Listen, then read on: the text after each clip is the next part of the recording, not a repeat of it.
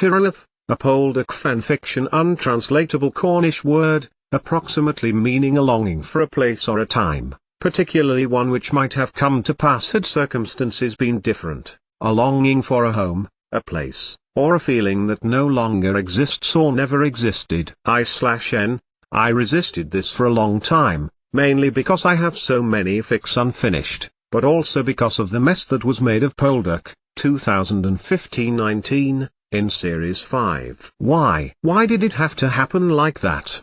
Because there are another 6 books to the series, with far more compelling storylines that feature Clarence and Jeremy, and the arrival of Bella, and also with Valentine, and the effect of George's psychological abuse in his early life as to what a young man he becomes. He is hateful. Sorry if this is a spoiler to anyone, but absolutely understandable given the way George treats him, and must have treated him post-1799, to when the books pick up again in about 1812. So much material here, Stranger from the Sea, self-explanatory. The Loving Cup, a robbery and loot that needs stashing. So much in the remainder of the books, no more spoilers, I promise. But I also wondered where were all the Cornish scientists and engineers at the time? Maybe Winston Graham decided to leave them out deliberately, or else they did not fit in with the way he wanted to tell his stories. Trevithick is a local hero in Cornwall and has his own day for the development of the first steam engine on rails. Humphrey Davy co-founded the Cornwall Geological Society,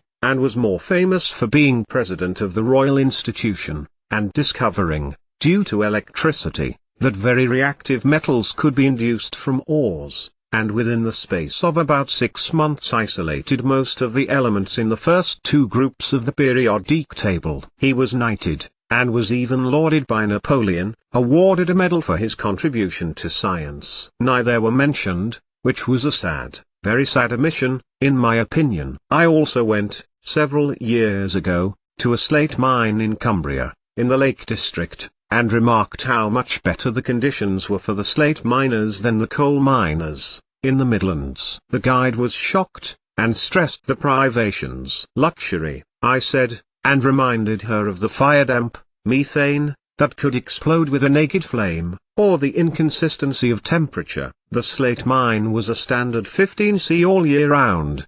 In a coal mine in the Black Country, miners would either freeze or boil, depending on the season. And, as well as similar respiratory diseases, they would come out black as moors, the coal being a good disguise. However, when they went to wassail, or guising. I hope you enjoy. I shall be using the books plus the latest BBC series, one for only. P.S. The books tell us that Ross has a younger brother, Claude, who died age 6 in 1771, 88,888,888 in a dusty, damp attic of long-forgotten things. Lay a book. It was a Bible, recording the history of the Poldark family. Joshua and Charles are recorded, proud and true, as are their wives, Grace and Verity respectively. Verity, their daughter, and Francis's names are pushed into the page, and their 3 brothers who died infancy, all inscribed with goose quill and India ink and, parallel,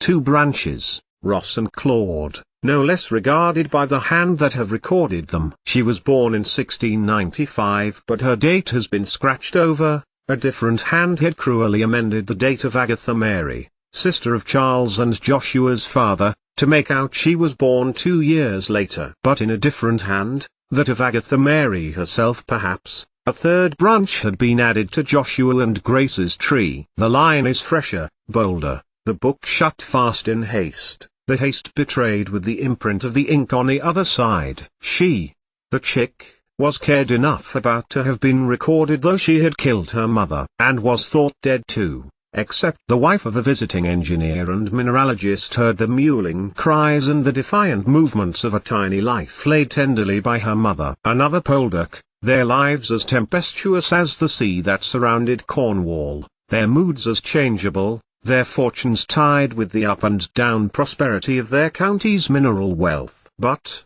though she were born a Poldark, she grew up a withering, led her life at a middle-class home in prosperous Shropshire, was the epitome of her name and was as bright and intelligent as both her father and brother.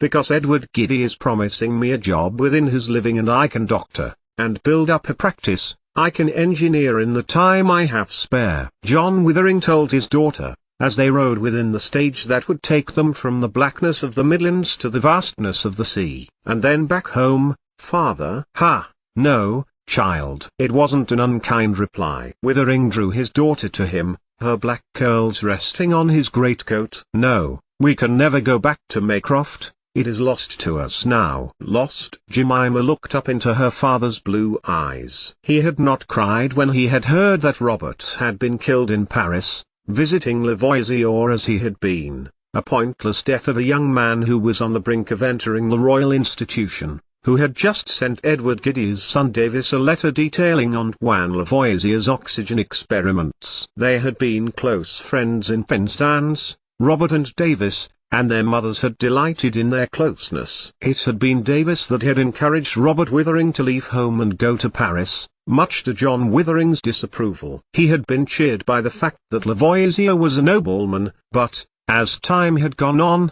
that meant death, in France, no matter his contribution to science. Lavoisier had escaped. Robert had not. A needless, pointless death, Jemima had overheard her father telling his own brother, Uncle William. She had wanted to ask so many questions of her father, but her beloved mamma had died through grief of the loss of her son, and the money that their father had put into a Blue Joan investment in Derbyshire and come to nothing. Now their lives were going to change, and Jemima had no wish to trouble her father, who had borne so much, with her questions. Save one. "Mama. She told me I was born in Cornwall." It wasn't a question, but a venturing statement. She wanted to know, now, what her mother had meant. It was true what Robert had said. Sometimes when they had run around in the gardens at the back of the house, the long grass and the fruit trees, that, "You are nothing like us, mother found you with the pixies." She was dark, Robert was fair and looked identical to their mother. His eyes shone the same blue as their father. But she never felt less loved by them, which is why she felt she needed to know. "I suppose now is as good a time as any to tell you, Jemima Grace." And for the remainder of the journey, beyond Bristol, lodging with John Withering's friend Beddoes in Bristol, on to Exeter, to the wild moor that separated Devon from Cornwall, from Launceston to Bodmin, and beyond Truro to Helston and then Penzance, Jemima's father told her of their life with Robert, as a young boy, as he, John, was paid as a mine pilot and engineer and had enough schooling to research new minerals and ores that might make the mine owners richer. That man was so wrecked with grief he hid himself away. I thought he was going to do himself in. Herbert sighed into his daughter's hair. "I walked to Nampara myself to tell him of you." Grace. Nampara. These were words her mamma had told her. They were in her mind, in her dreams. "And I may meet this man?" "No, child, for he is gone. Nampara is rack and ruin, so they say. His son away fighting in the Americas." It took Jemima a long time to realize who her father had meant, how her life fitted into lives being lived already, between rocks hewn from rocks, between the bounty and the famine of the sea, a long time to realize she was one of them, those people at Nampara, and Trenwith Poldarks. But that was to come, as was her friendship with Davis Skilly, and her rejection of him for Richard Trevithick, and the revenge that Humphrey Davy would take on behalf of his friend Davis for Jemima's rejection of him. Now, a young child, dazzled by mathematics and the shimmering jewels of the earth and her father's brass measuring instruments, who could draw anything and said little, would alight with her father, stand with the little she had packed into a tiny case, and look beyond the house that was to be her home, to the sea monster ranging in the Black Sea, that Jemima would realize, when morning shone over the land that was her new home, was a castle, stuck out there, in the sea.